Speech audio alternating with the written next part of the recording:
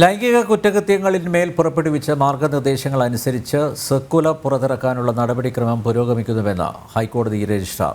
കോടതി ഉത്തരവ് chief സെക്രട്ടറിക്കും DGPക്കും കൈമാറിയതായി registrar. വിഷയത്തിൽ ഹൈക്കോടതി സ്വമേധയാ ഇടപെടുന്നുണ്ടെന്ന് വ്യക്തമാക്കിയ ജസ്റ്റിസ് കെ ബാബു സർക്കുലർ ഇറക്കണമെന്നാവശ്യപ്പെട്ട് സർക്കാർ നൽകിയ ഉപഹർജിയിലെ നടപടികൾ അവസാനിപ്പിച്ചു.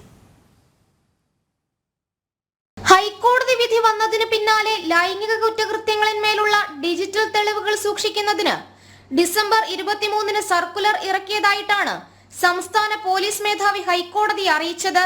സർക്കുലർ പുറത്തിറക്കാനുള്ള നടപടിക്രമം പുരോഗമിക്കുന്നു. കോടതി ഉത്തരവ് ചീഫ് സെക്രട്ടറിക്കും DGPക്കും കൈമാറിയതായി ഹൈക്കോടതി രജിസ്ട്രാറും വ്യക്തമാക്കി.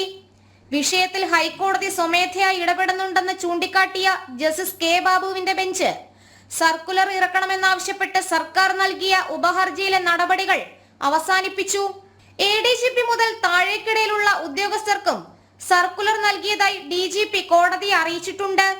ഹൈക്കോടതിയുടെ ശുപാർശകൾ നടപ്പാക്കാൻ പോലീസ് ഉദ്യോഗസ്ഥർക്ക് കർശന നിർദ്ദേശം നൽകിയതായി സർക്കാരും വ്യക്തമാക്കിയ സാഹചര്യത്തിലാണ് ഉപഹർജിയിലെ നടപടികൾ അവസാനിപ്പിച്ചത്.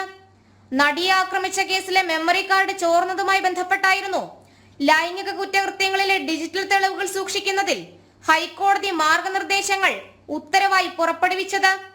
ഈ മാർഗനിർദ്ദേശങ്ങൾ സർക്കുലറായി പുറപ്പെടുവിക്കണമെന്നായിരുന്നു സർക്കാരിന്റെ ഉപഹർജിയിലെ ആവശ്യം. ജനം, കൊച്ചി.